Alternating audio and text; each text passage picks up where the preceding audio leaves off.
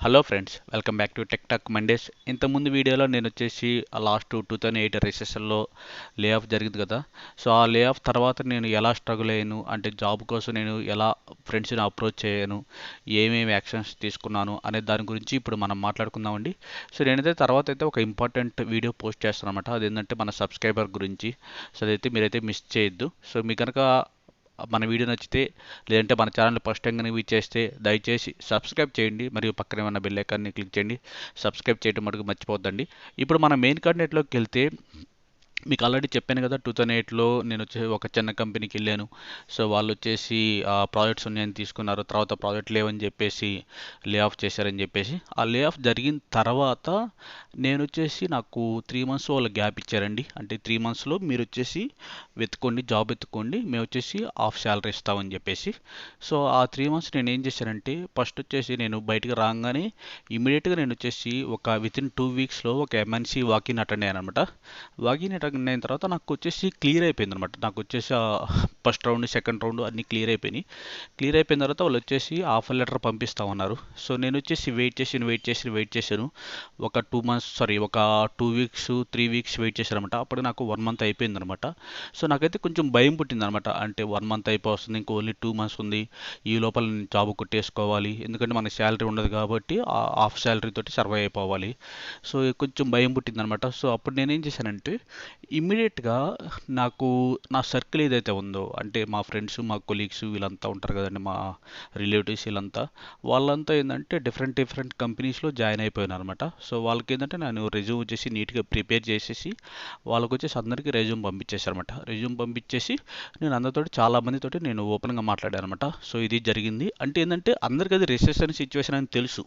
So recession సిచ్యువేషన్లో ఏంటంటే జనరల్గా జాబ్స్ పోవటం అనేది కామన్ అండి.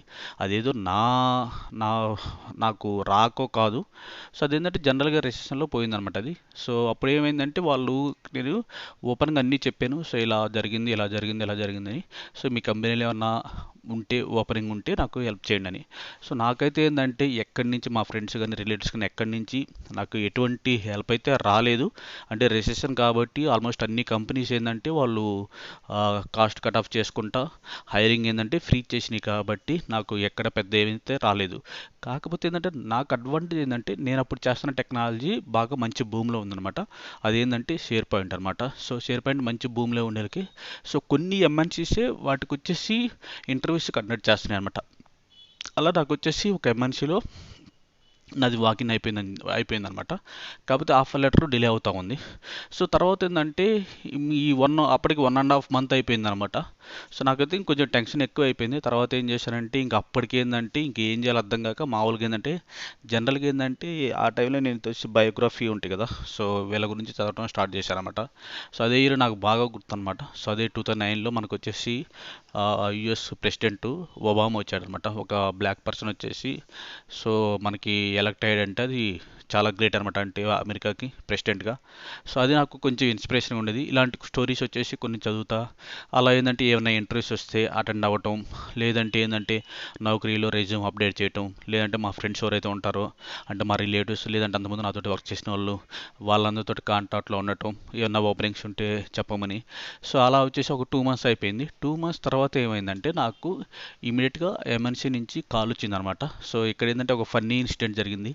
అదేంటంటే, ఎంఎన్సీ నుంచి కాల్ వచ్చిన తర్వాత వాళ్ళు నన్ను అడిగారన్నమాట, మీరేంది ఇంకా సో మీ డాక్యుమెంట్స్ అప్లోడ్ చేయలేదు అనేది. సో నాకైతే నేను షాక్ అనమాట. డాక్యుమెంట్స్ నాకు అప్లోడ్ చేయబడి మీద నాకు అసలు మీరు ఇంకా ఆఫర్ లెటర్ రిలీజ్ చేయలేదు కదా అన్నాను.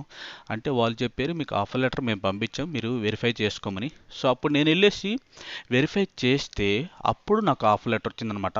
ఆ ఆఫర్ లెటర్ నా మెయిల్కి ఎలా మిస్ అయిందంటే, సో యాక్చువల్గా ఏంటంటే నేను చేసిన మిస్టేక్ ఏంటంటే, మీరు దయచేసి ఇలాంటి మిస్టేక్ చేయొద్దండి. నేను చేసిన మిస్టేక్ ఏంటంటే, నా రెజ్యూమ్లో 2 ఈమెయిల్ ఐడీస్ పెట్టాను అనమాట. ఒకటి వచ్చేసి హెడర్లో పెట్టాను, అంటే టాప్లో, రెజ్యూమ్ టాప్లో పెట్టాను.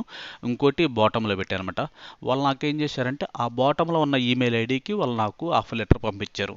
సో నేను యాక్చువల్గా ఏంటంటే ప్రైమరీ ఈమెయిల్ ఐడి నేను చెక్ చేస్తున్నాను. అంటే హెడర్లో ఏదైతే ఉందో నేను పెట్టిందంటే టాప్లో, రెజ్యూమ్ టాప్లో మనకు కాంటాక్ట్ సెక్షన్లో ఫోన్ నెంబర్ తర్వాత ఏదైతే ఈమెయిల్ పెట్టానో, నేను ఆ ఈమెయిలే నేను ఎక్కువ చెక్ చేసుకుంటా ఉన్నాను అనమాట. నేను వచ్చేసి ఆ బాటంలో ఉన్న ఈమెయిల్ ఐడి నేను చెక్ చేయలేదన్నమాట. సో దానివల్ల ఏంటంటే, తర్వాత నేను వెళ్ళిన తర్వాత టూ ఈమెయిల్ ఐడీస్ చెక్ చేస్తే, అంటే టూ ఇన్బాక్సెస్ చెక్ చేస్తే నాకు వచ్చేసి బాటంలో నేనైతే ఈమెయిల్ ఐడి పెట్టానో ఆ ఈమెయిల్ ఐడికి నాకు రెజ్యూమ్ వచ్చి నాకు ఆఫర్ లెటర్ వచ్చిందనమాట.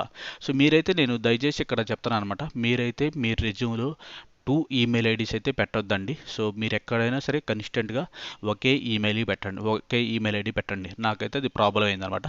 సో నాకేంటంటే ఇమీడియట్గా ఒక ఆఫర్ లెటర్ పంపించడం, నేను వచ్చేసి మళ్ళీ దానికి ఇచ్చేసి బ్యాక్గ్రౌండ్ వెరిఫికేషన్ అయింది కదా, బ్యాక్గ్రౌండ్ వెరిఫికేషన్ ఫామ్స్ పంపించారు, నేను అవన్నీ సబ్మిట్ చేయటం. సో విత్ ఇన్ 1 మంత్లో ఏంటంటే, అప్పుడు నేను ఇమీడియట్ జాయినర్ కాబట్టి నాకు విత్ ఇన్ 1 మంత్లో ఏంటంటే ఆఫర్ రోల్ అవుట్ చేశారన్నమాట. నాకు ఈ ప్రాసెస్ మొత్తం అవడానికి ఆల్మోస్ట్ ఏంటంటే 3 మంత్స్ పట్టింది. నేను ఇమీడియట్ జాయినర్ అయినా కూడా కంపెనీస్ వచ్చేసి వాళ్ళ సైడ్ నుంచి కొంచెం వాళ్ళ ప్రాసెస్, అంటే వాళ్ళ బ్యాక్గ్రౌండ్ వర్క్ అన్ని చేసుకోవడానికి వాళ్ళకి కొంచెం టైం కావాలండి. సో ఆ టైము ఇదంతా క్యాలిక్యులేట్ చేసుకుంటే నాకు అప్పటికి ఇంచుమించు ఏంటంటే, అప్పటికి ఒక 3 మంత్స్ పట్టిందనమాట నాకు జాబ్ రావడానికి. సో అయితే వాళ్ళకైతే నేను చెప్పేసాను క్లియర్గా, ఇట్లా నాకు లే ఆఫ్ జరిగింది, సో నేనైతే ఇమీడియట్గా జాయిన్ అవ్వగలను.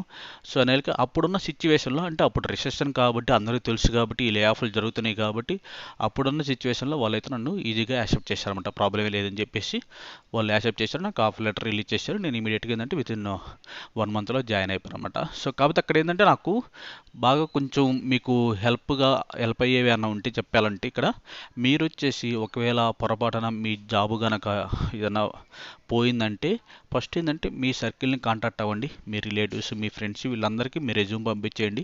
ఉన్నదన్నట్టు వాళ్ళు చెప్పండి, వాళ్ళు ఏంటంటే మీకు సాధ్యమైనంత వరకు హెల్ప్ చేయడానికి ట్రై చేస్తారండి. సెకండ్ వచ్చేసి నౌకరీలో అప్డేట్ చేయండి. సో మీరు ఏమైనా డిప్రెషన్లోకి ఇలా వెళ్తున్నారనుకుంటే, ఏమైనా బయోగ్రఫీలు ఇలాంటివి చదవండి. ఏంటంటే మీకు ఏంటంటే చాలా బూస్టప్ వస్తుంది, చాలా ఎంకరేజ్మెంట్ ఉండిద్ది అనమాట. సో ఇదనమాట నా వీడియో. సో మీ కనుక మన వీడియో నచ్చితే సబ్స్క్రైబ్ చేయండి మరియు లైక్ చేయండి. నెక్స్ట్ వీడియో మటుకు మిస్ అవ్వద్దండి. అది వచ్చేసి నేను మన సబ్స్క్రైబర్ గురించి ఒక వీడియో చేస్తున్నాను. Thank you.